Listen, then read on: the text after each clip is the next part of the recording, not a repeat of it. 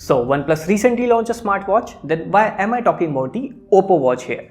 Well, initially like most of you, I was looking forward to buy the OnePlus watch, but after it released, well, it was disappointing. And I'm not even talking about the global coverage here, thanks to TechWiser for the tweet. But I personally feel there are three important pillars for any smartwatch, which makes it different from a fitness band. So a smartwatch should have calling, a smartwatch should have reply to notification, and a smartwatch should have some kind of app store or play store so that you can install third-party applications.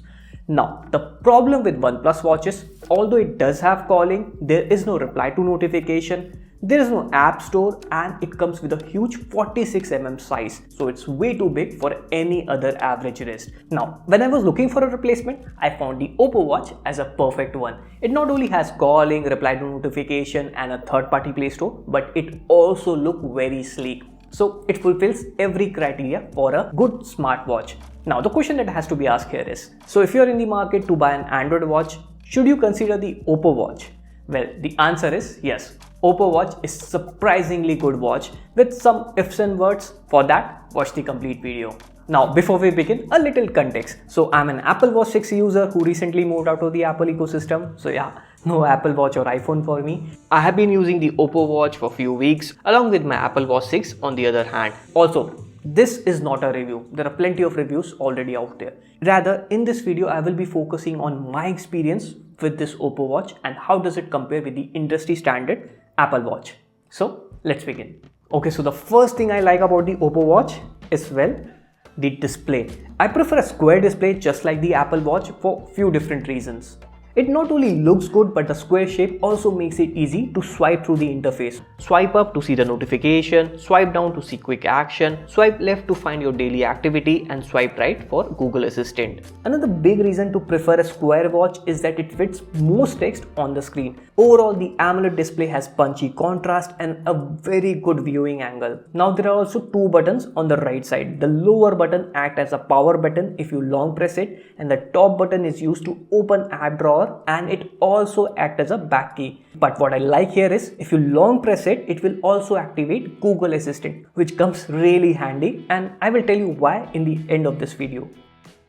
Also, since it's a Wear OS, there are a lot of third-party apps as well as watch faces which you can install from Play Store. Let me show you a couple of my favorite ones. For instance, the Google Maps on the wrist is super handy when it comes to driving, or if you just want to see the navigation on your watch. It not only gives you turn-by-turn directions but also gives you estimated time. Tap on a location where you want to go and then tap on the option at the bottom of the screen. Since now we have a TechWiser Telegram group as well as a channel, now I have started using the Telegram app on my Oppo watch as well. This helps me to browse chat history right from my wrist. I can also send voice and text messages from my watch. That's pretty cool. Another favorite one is Facer, and here's a thing that I like about Android watch: endless customization. So it's a popular watch face app that gives you access to 15,000 different watch faces. Now these were just few examples. Overall, my point is there are hundreds of useful applications like pill reminder, water reminder, Uber, Google Keep, and much more that usually makes sense to have it on your wrist sometimes.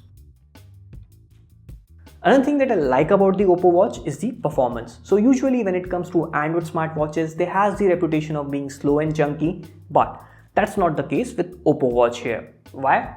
Well, two reasons. Number one, it has a Snapdragon Wear 3100 processor which takes care of usual part, and it also has a low power Apollo 3 SoC which kicks in the low power saver mode. And second, it has 1 GB of RAM which is not available in other Android smartwatches. I mean, check this comparison between the Oppo watch and TechWatch, both running Wear OS in real time. So I can go to Google Assistant, ask you questions. How's the weather today? Today in Noida, it'll be sunny with a forecast high of 41 and a low of 12. Then come back, see the daily activity, open applications, go to Play Store, etc. And there's no lag in Oppo watch, whereas I can't say the same thing for TechWatch. And the final thing that I like about the Oppo watch is that it's fairly accurate. So just like I mentioned before, I have been using both the smartwatches for few weeks now. Thankfully, it was a lockdown, so I didn't get asked too many questions. But yeah, the Oppo Watch has pretty much similar data just as the Apple Watch for sleep, heart rate, as well as step counter. Of course, there was an acceptable level of variations as well. Okay, so let's sum up. So far, the Oppo Watch is a real smartwatch with reply to notification, Wear OS, calling feature, and there are 4 things that I really like about it: the build quality, the performance, and third-party application support, as well as the accuracy. Now, let's talk about the things that I didn't like about the Oppo Watch. And remember, most of it is nitpicking. Okay, this might not be a nitpicking, but battery optimization has always been a problem in Android smartwatches.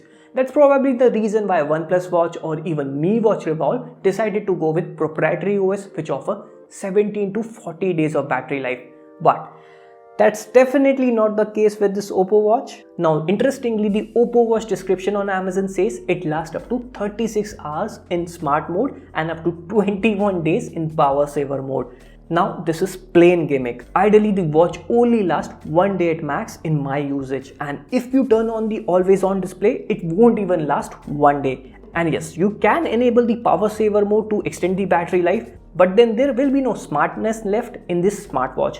What I mean is, you get to see the time, step tracking and heart rate, etc. But you can't log workout, run any application, or even see notification in power saver mode. Overall, if I have to pick one major problem with the Oppo Watch, is that the battery lasts 1 day-ish at max. Now, to give you a perspective, my Apple Watch lasts a day and a half, so it's not that bad. But since I'm working from home and the charger is also a fast charger in this one, it's pretty usable. Other problems are just nitpicking here. For example, the strap seems proprietary, so finding a replacement won't be easy. Also, when you use a Google Assistant on this watch, I can't get the OK Google detection to work no matter what. OK Google. OK Google.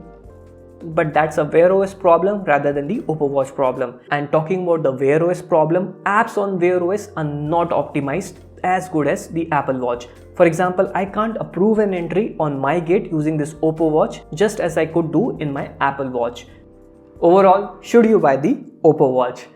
Well, yes, for 15,000 or even 13,000 during the sale, it's a pretty good watch. The display is good, the hardware is good, the basic fitness tracking is on point compared to the Apple Watch, and you can also pick up call, reply to notification, and there are plenty of applications which you can install from Google Play Store. Only 2 downsides that I have found is: 1, Google doesn't want to improve the Wear OS, but that's more of a Google problem rather than the Oppo Watch problem. And 2nd, the battery optimization in this one is passable at best. Overall, if you really want a smartwatch and you're okay with the sacrifices that you will have to make, then go for it. It's a pretty decent watch which you can get for 15,000. We recommend it. That said, it's Mrinal signing off. Let me know which is your favorite smartwatch, or would you like to see a smartwatch comparison video in the comment section below. As always, it's Mrinal signing off. Catch you guys in the next one.